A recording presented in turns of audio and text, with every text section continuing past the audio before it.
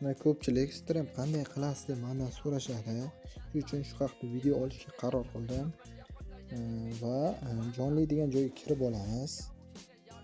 Kirgandan so'ng mana xuddi shunday bo'lishi kerak. Ya'ni shunday bo'lgan bo'lsa, demak stream ochilgan sizlarda. Bemalol qila olasizlar.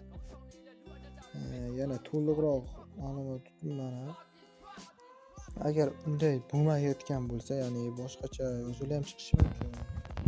Masalan, mana 24 soatda tayyor qilinadi. Demak, albatta stream 24 soatdan keyin albatta ochiladi.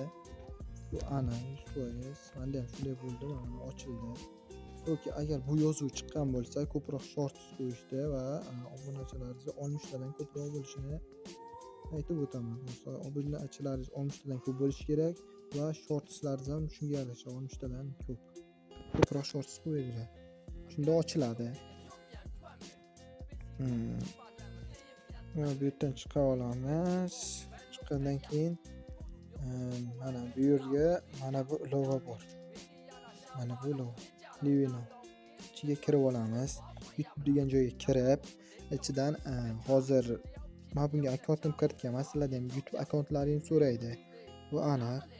Masalan, YouTube qaysi akkauntlaringni, ya'ni o'sha YouTube kanallaring qaysi akkauntlaringni ochgan bo'lsanglar, o'shani kirib olgan holda YouTube'ga bosasizlar. Keyin plus, ya'ni sizlarga oddiy boshqa yozuv chiqishi ham mumkin. Endi bosasizlar. Bu yerga stream nomi, ya'ni GoStream yoki bironta o'yin nomini shunaqa olaman, shunaqa nomini qo'yib olasizlar. Masalan, GoStream to'g'ri tajriba uchun deylik, tajriba uchun